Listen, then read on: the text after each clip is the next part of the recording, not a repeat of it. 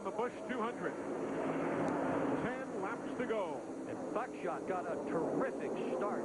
I mean, just opened up on Casey Atwood. Yeah, the cars behind them are trying to get by these lap cars right now, and they're running a very nasty line around this racetrack, which is higher around the corners. Look at the 31 on the bottom, Steve Park, looking for second spot. He's going to get it, too. He is. So Casey Atwood now is back to third. And the orange machine is a lap down. P.J. Jones, that blue machine, that's Jeff Green with the pressure tires that Sandy Jones is talking about. And here comes Speedowa in the number 36 car. What happened there, Speedowa got a run because the two of them were fighting off the corner, and Green didn't get a good run up out of the corner. All the while, though, by 1 1/10 of a second now, Buckshot Jones has pulled away with the lead. Gorkowski in the 20, holding him back. Yeah, Parks won't waste too much time there, I don't think. He's on the inside right now. The preferred line, they'll put him away.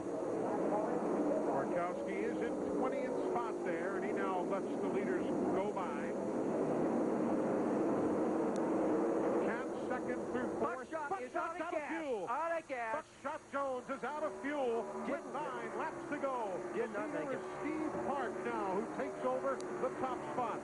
Steve Park takes over the top spot. They came up just that amount shy. And now this is the battle for the lead. Here we go. Jeff Green on the inside of Tim Speedowa as they head down into turn 1. Couldn't make it. Hart, Atwood, Speedowa, and Jeff Green.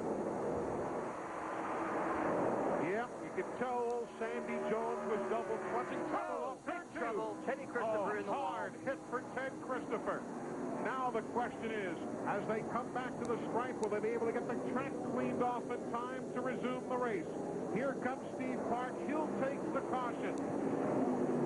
Everybody else who's involved in the accident now has managed to drive away. There goes Dick Trickle. Here comes Buckshot onto the pit lane. Only Ted Christopher remains out there in turn 2, so they ought to be able to get the track cleaned off. Big fire. Fire. Major In the middle of the problem. backstretch, Trickle. Look at Trickle. He just wants to get back in. He's still driving that thing. Yeah. Trickle, time to leave. Get out of the car. Well, the fire's out. He's still going. No, it's not out. It's still No, up he's on still the left burning. front corner. He's still burning and still driving.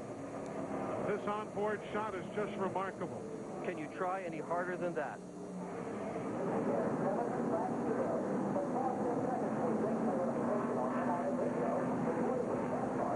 That was a big crash. They are grabbing the red flag. We are going to have a red flag here because of the cleanup on the turn 2 and backstretch area, and to have this race conclude in a competitive mode.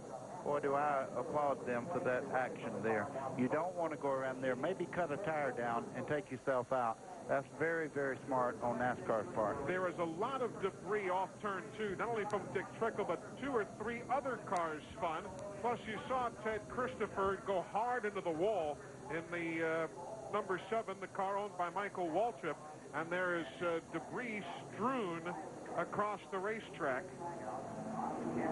So caution on the speedway, and then the red flag. Let's take a look at what happened out there in turn number 2. Christopher's already sideways in that deal. Bobby Hamilton Jr. there. They made contact, he and Christopher. You can see 17, Jason Shuley. You saw him go around. Watch it again. Out of turn 2.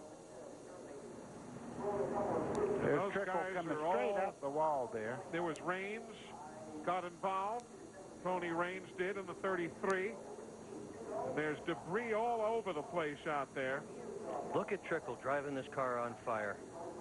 Can you imagine driving a car on fire, trying to get to the pits to get them to fix it so you can finish the race? I've done it when I was running 200 miles an hour. I didn't have any other choice. But when he was down that slow, I believe I'd have been bailing. Yeah. Let's see what it looked like on board with Dick Trickle. Passing the start-finish line, so they got to come off at turn number 2 yet. Remember, Christopher's going to go ahead there.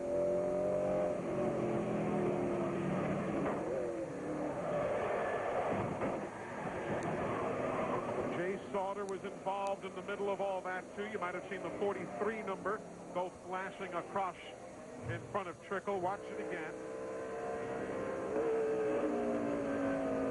Riding with Jason Leffler now. There goes Trickle by in the 5. They just all get tangled up in front of him. Trickle almost made it through, didn't he? Yeah. Just caught that left rear tire.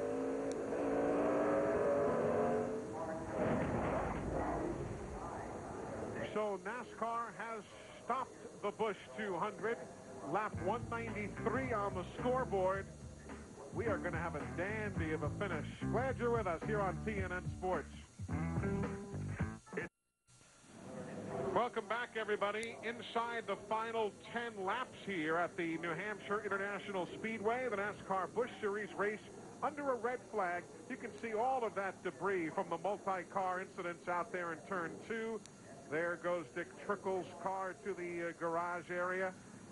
I'll tell you something, Glenn. I'm not surprised. Tempers all around now starting to get a little short, huh? Yeah, excuse me, Eli. Yeah, they are. Of course, when you get down to a race that's been this closely contested and been a little beating and banging like there always is here at New Hampshire, it gets that way.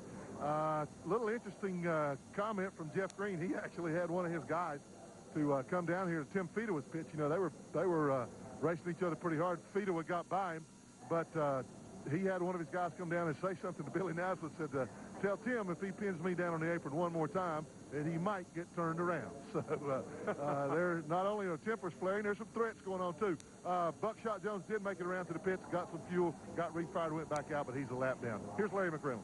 Well, Glenn, I've been down here in Steve Park's pit talking to Ted Marsh, who actually owns the car, and Steve Hibbard, who's kind of acting as crew chief. I guess it's spent a lot of days with Steve Park in the modified days, and they kind of got mixed feelings. You know, they know the fans want to see a race in under green, but then I guess if you're leading the race, it depends on what shoes you're wearing. You know, it's like, gosh, couldn't we run a few more cautions? The biggest problem they got, again, as I alluded to earlier, they're a little close on fuel. They'd like to cut the car off, but the biggest fear when you cut a car off this late in a race, with the starter being hot and everything, is will it fire back? So they're going to let it sit there and run and idle and take a chance they got enough fuel to get to the end. Very, very interesting. This is the 9th caution flag of the day, and this ties a record for 200-lap NASCAR Busch Series races at this track. We had a 9-caution affair back in May of '97. So Eli, they're saying they're not shutting the car off. They're sitting there with very little opening on the front. If you notice, that's all the air intake, those little spots right there. They have a good deal of the front of that car taped off for downforce. So he's got to also watch the gauges pretty well there, or he could run it hot sitting there.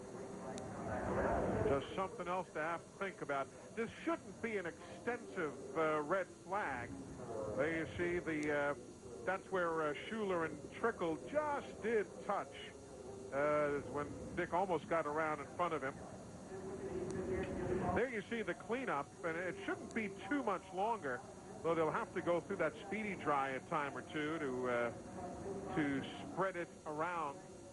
And remember, too, we'll have just the lead lap cars getting set to go up front. We're inside the final 10 laps. If you're not familiar, the 10-lap rule is a rule that allows for only the lead lap cars to start up front, and they will start in single file formation. So it'll be clear sailing among those machines to settle it amongst themselves. Well, we've had a bit of everything here today, including this spin that sends us to a red flag.